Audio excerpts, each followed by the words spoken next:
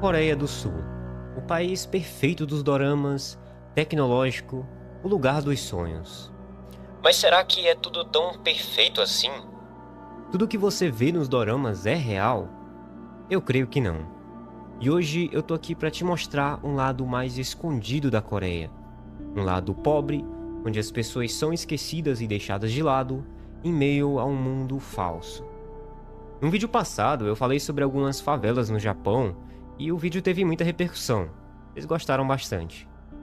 E eu sei que vocês têm muito interesse no lado mais escondido de países assim, mas como eu disse lá no vídeo, esses doyagais são diferentes de favelas. Eu mostrei que no Japão ainda tinha alguma ordem, mas em Gurion a situação é muito mais caótica. Hoje você vai conhecer uma favela de verdade. E eu te garanto que você vai ficar de queixo caído com o que você vai ver aqui. A gente precisa entender uma coisa. Nós estamos falando de Gangnam, que é um bairro super chique de Seul, a capital da Coreia.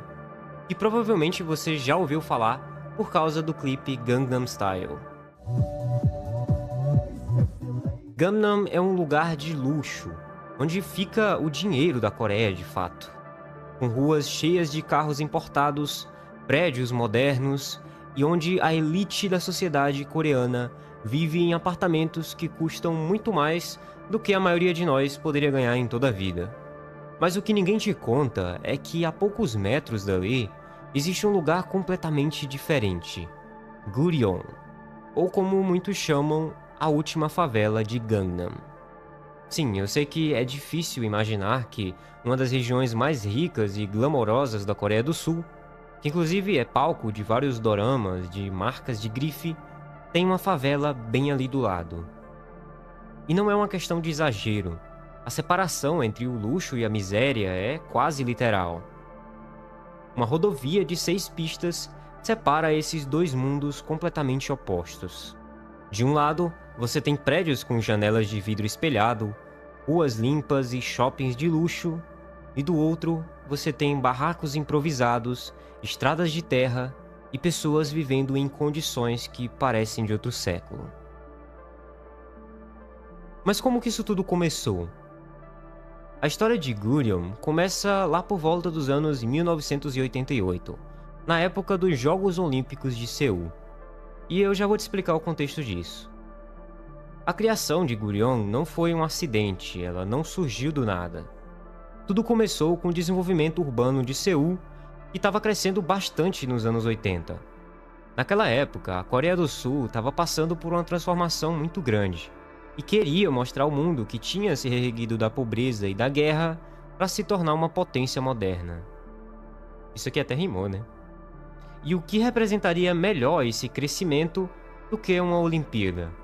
Quando Seul foi escolhida para sediar os Jogos Olímpicos em 88, o governo coreano entrou em um modo de limpeza total.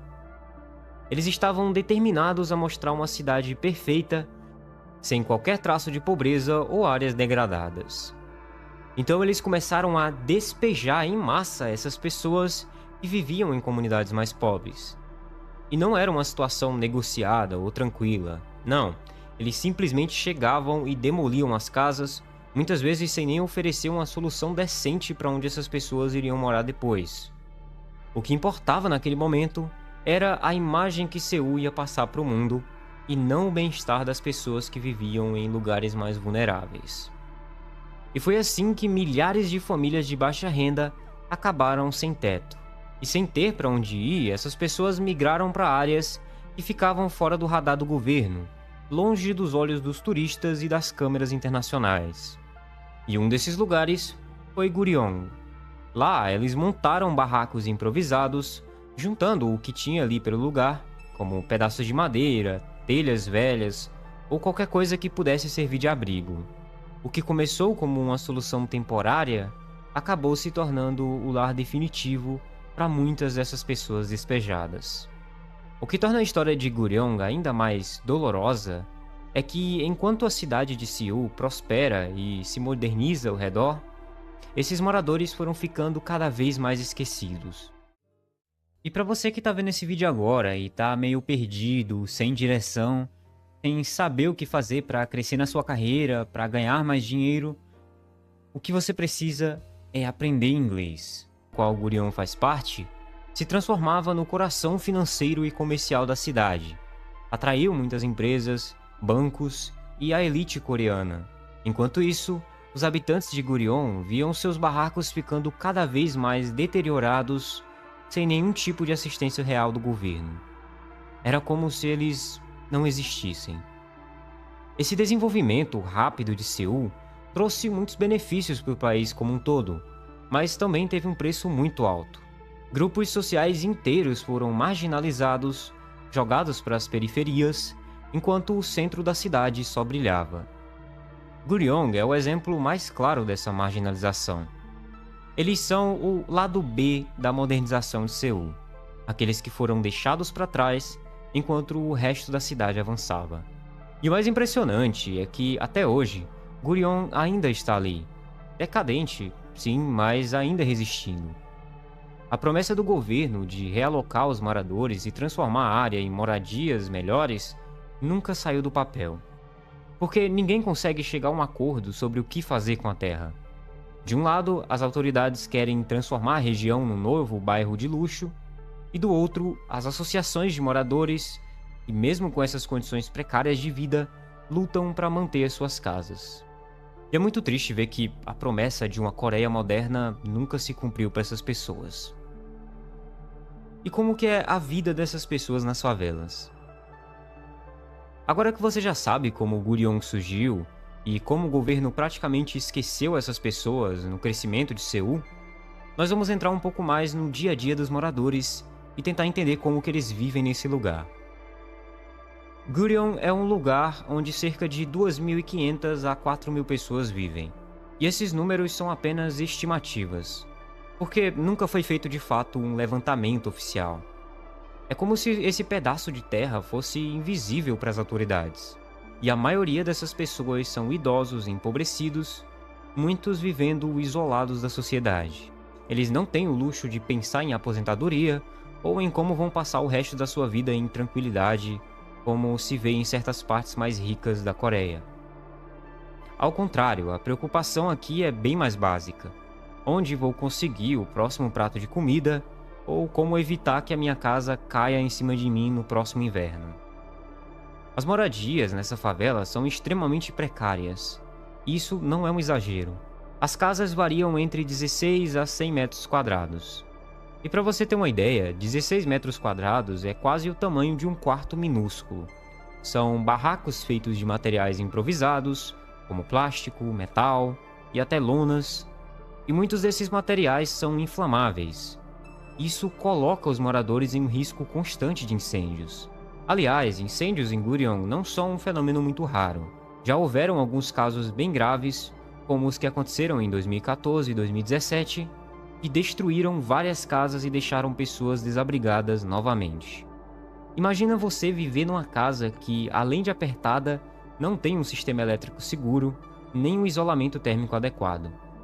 No verão, o calor é insuportável, porque os barracos absorvem todo o calor, e no inverno o frio entra pelas frestas das paredes, tornando o ambiente gelado e perigoso. E nesse caso, você tem idosos que em qualquer sociedade já são vulneráveis, vivendo em condições horríveis para qualquer pessoa. Além disso, muitos desses moradores não têm nenhum tipo de trabalho formal. Eles dependem de trabalhos informais, de bicos, e quando eles conseguem alguma ajuda, elas vêm de ONGs ou de associações locais. Sem ter uma renda estável e com pouca ou nenhuma assistência do governo, até sobreviver se torna uma luta. E não existe nenhuma rede de apoio ou nada do tipo como deveria haver para pessoas nessa situação. Outro detalhe importante é que, como não existe um levantamento oficial de quem mora ali, é muito difícil para as autoridades, para as ONGs e outros grupos saberem exatamente quem precisa de ajuda. Não existe uma base de dados que permita entender o perfil da comunidade, o que dificulta bastante a criação de políticas públicas, projetos sociais ou qualquer coisa que realmente ajude. É como se Gurion fosse uma terra de ninguém quando se trata de números e dados. E sem esses dados, eles são invisíveis. Essas pessoas não recebem ajuda E sem ajuda, a situação continua a mesma ou só piora. Enquanto isso, o mundo ao redor de Gurion continua a girar. Gangnam sempre segue com seus prédios imponentes, com a dancinha do cavalo, os carros de luxo cruzam as ruas e a vida moderna segue em frente. Mas ali, bem do outro lado, em Gurion, os desafios são reais.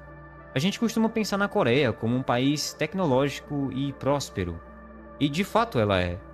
Mas também é um lugar onde as pessoas, como os moradores de Gurion, são deixadas para trás, no limite da miséria, enquanto o resto do país avança sem notar isso.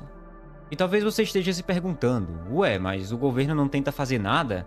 Não tenta resolver essa situação? Bom, ele tentou algumas vezes, e foram atitudes meio catastróficas. Ou não tenta ou tenta errado. Pô, é difícil entender as atitudes da Coreia.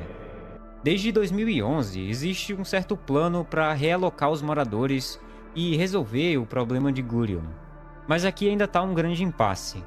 Até hoje, mais de uma década depois, esse plano nem saiu do papel. Em 2015 surgiu um novo plano de demolir Gurion de vez e fornecer moradias subsidiadas para moradores. A ideia parecia ser a solução perfeita no papel: tirar as pessoas dessas condições de extrema pobreza e colocar elas em habitações mais dignas, com a estrutura adequada e um mínimo de conforto.